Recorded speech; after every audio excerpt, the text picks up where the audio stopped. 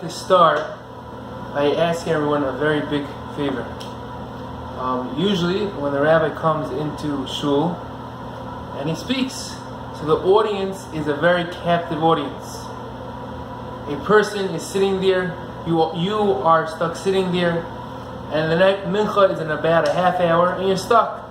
The next half hour you have to sit there.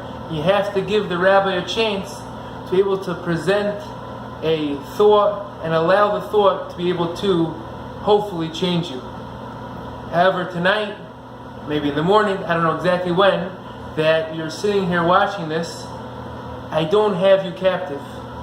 So I'd like to ask you a favor, if you give me a minute or two or three, just to see whether you will like it or not.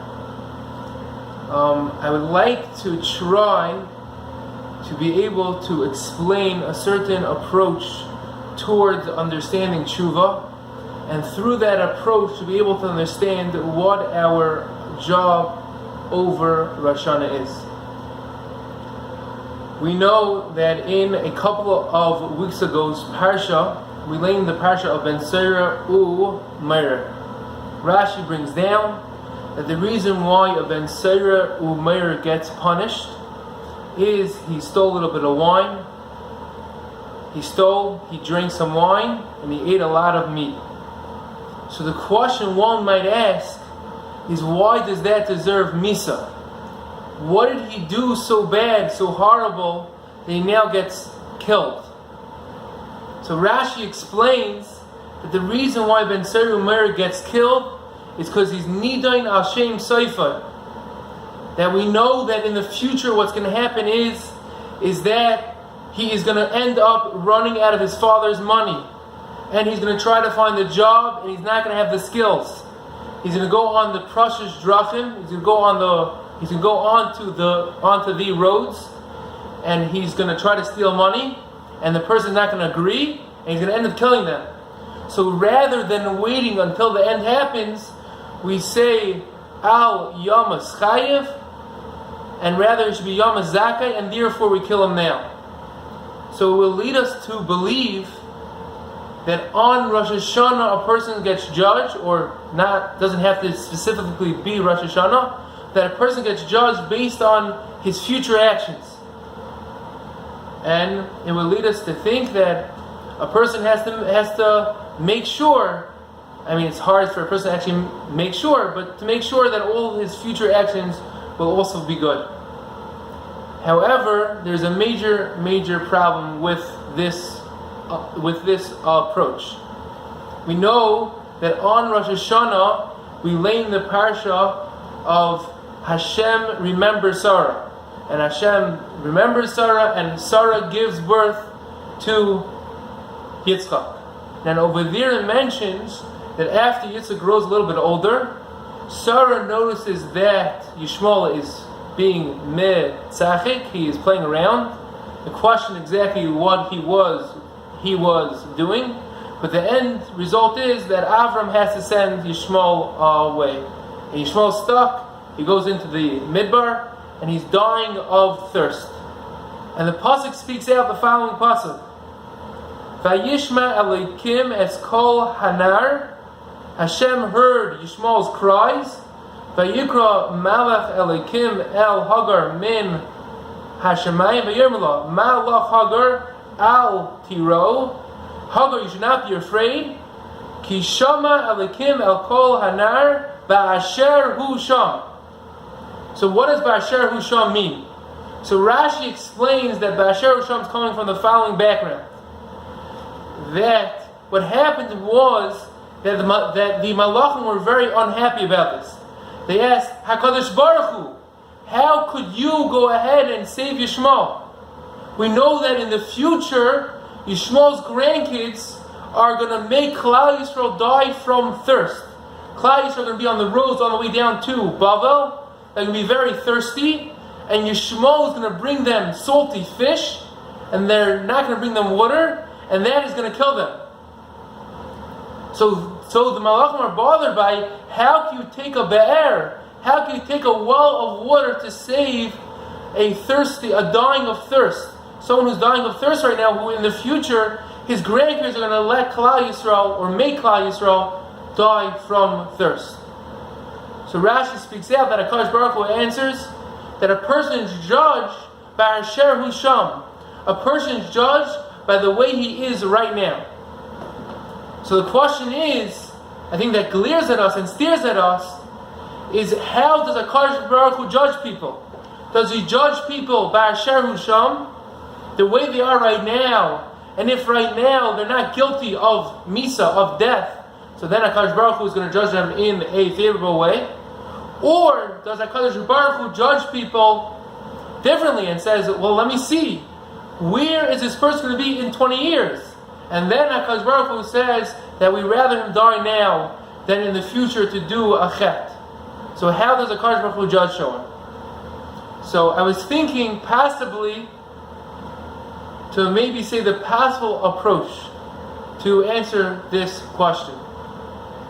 That what was the difference between Yishmael and a Ben Sira U Meir? So I think if you think about it, a person will come to realize that a Ben Sira U Meir, right now, the path he's on, right now the actions he is taking, the life he is living, is a life that will directly lead that in the future he will end up killing. Right now he's starting small. He's just drinking a lot of wine. He's eating a lot of meat. He's stealing a little bit of money. But he's going on a certain path, a certain mahalach hachayim that will lead him directly towards eventually killing. And there HaKadosh Baruch Hu says that if you're on a path towards destruction now, you're on a path to do ra now, on a path to do bad, I'm going to down you as if the bad's already happening now. However, Yishmael, if it's possible to say, Yishmael right now is not doing anything bad. In the future, his grandkids, maybe him, himself also, they are going to face tests that they're not able to pass. And they're going to end up doing horrible things.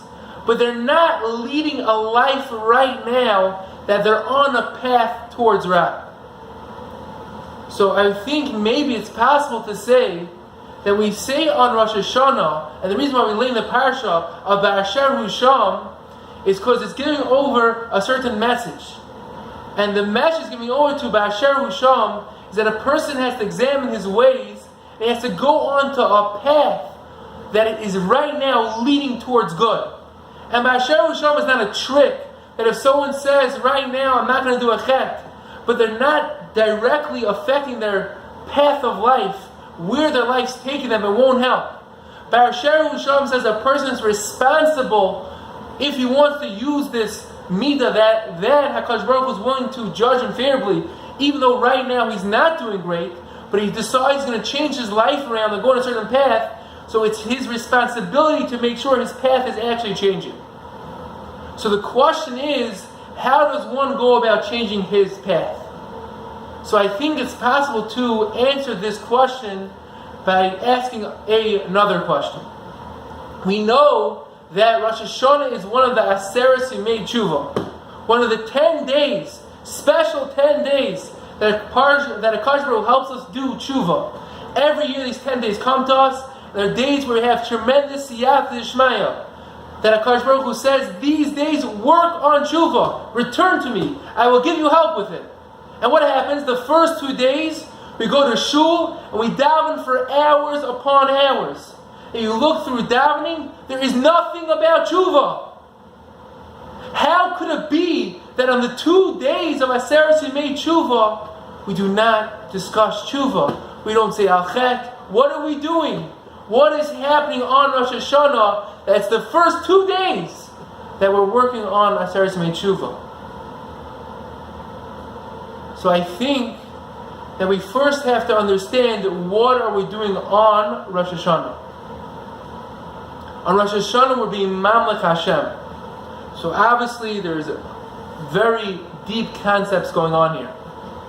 And we don't understand Malchus fully, or at least I do not understand Malchus fully to be able to give it over fully. But I think one thing is very obvious. On the first 2 days of Rosh Hashana, we're bringing HaKadosh Baruch Hu back into our lives.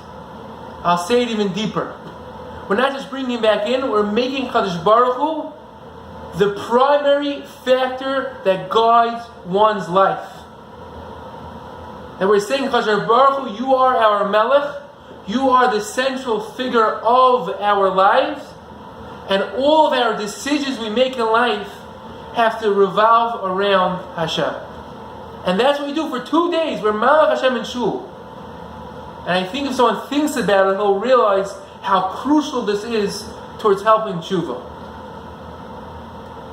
We know that many people have different factors that they consider the most important factor in their lives, that colors and shapes every facet of their life.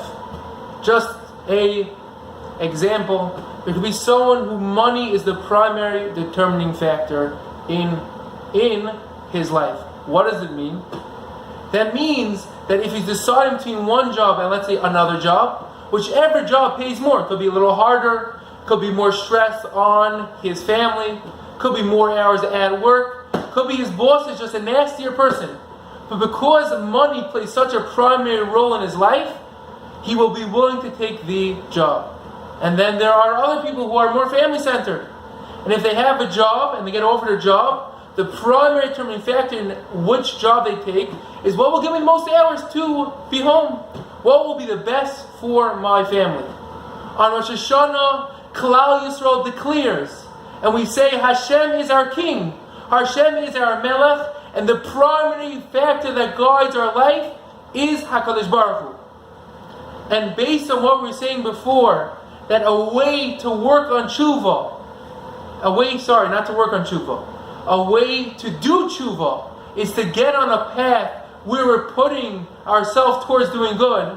I would think there's no two more important days the whole year than Rosh Hashana. Because what's going to set us and help us focus and make decisions to help us determine what the right path is to bring HaKadosh Baruch Hu back into our lives and to be mamlech Him. And if someone truly works Rosh Hashana to be mamlech Hashem and to give HaKadosh Baruch Hu the proper weight and to let HaKadosh Baruch Hu determine our lives, I would think that we will all be able to put ourselves on our path towards greatness and we zeicha in din ba'asher hu sham.